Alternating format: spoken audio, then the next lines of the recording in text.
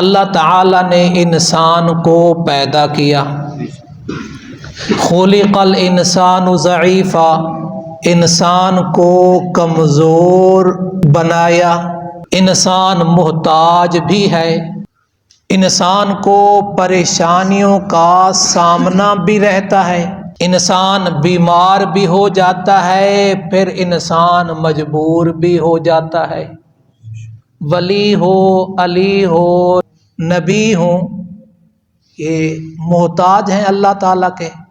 قرآن مجید کہتا ہے یا ایھا الناس، اے کائنات کے سارے انسانوں، انتم الفقراء الی اللہ، تم سب سوالی ہو، محتاج ہو، فقیر ہو، کس کے؟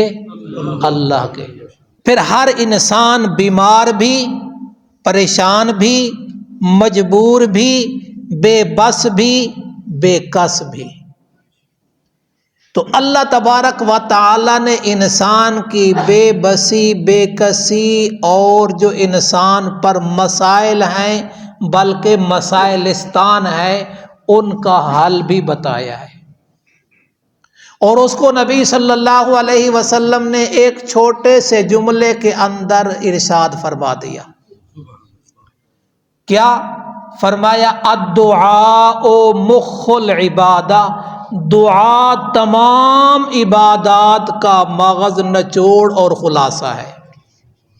دعا کے فضائل آپ سنتے رہتے ہیں، قرآن مجید ہے، سورۃ یونس ہے، سورۃ یونس کی آیت نمبر 106 ہے، وَلَا تَدْعُ مِن دُونِ اللَّهِ مَا لَا يَنفَعُكَ وَلَا يَضُرُّكَ،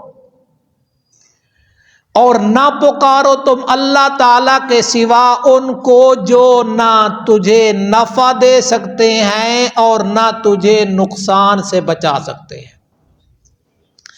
فَإِن فَعَلْتَ، پھر اگر تو نے ایسا کیا، اللہ کے سوا اوروں کو پکارا، پھر اگر تو نے ایسا کیا، فَإِنَّكَ إِذًا مِّنَ الظَّالِمِينَ، تو پھر بے شک تو ظالموں میں سے ہو جائے گا۔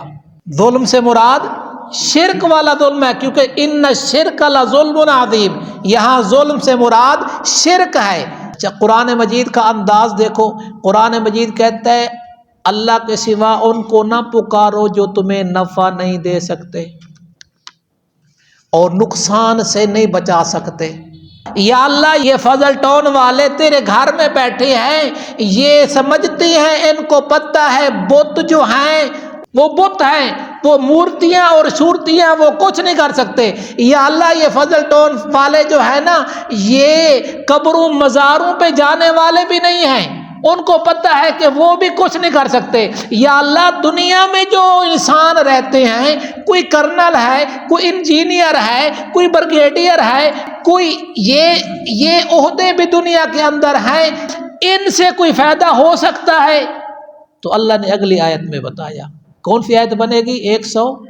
107 6 تو پڑھ لی ہے نا۔ فرمایا وَإِن يَمْسَسْكَ اللَّهُ بِضُرٍّ فَلَا كَاشِفَ لَهُ إِلَّا هُوَ، اگر اللہ تعالیٰ کوئی تکلیف پہنچانا چاہے، فَلَا كَاشِفَ لَهُ إِلَّا هُوَ، تو اسے روکنے والا کوئی نہیں۔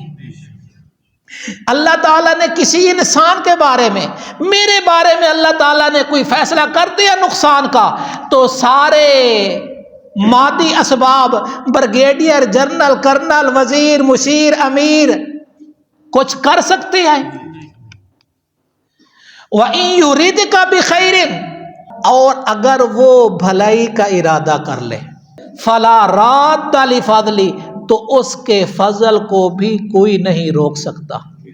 یُصِیبُ بِهِ مَن یَشَاءُ مِنْ عِبَادِهِ، وہ اپنا فضل اپنے بندوں میں سے جس کے لیے چاہتا ہے مختص کر دیتا ہے، اس کو عطا کر دیتا ہے۔ وَهُوَ الْغَفُورُ الرَّحِيمُ، وہ بہت زیادہ بخشنے والا، بہت بڑا مہربان ہے۔ نتیجہ کیا نکلا کہ دعا مانگنی ہے اللہ تعالیٰ سے، اور ہر ایک سے ہٹ کٹ کے مانگنی ہے، اور ہر ایک سے نظر ہٹا کے مانگنی ہے۔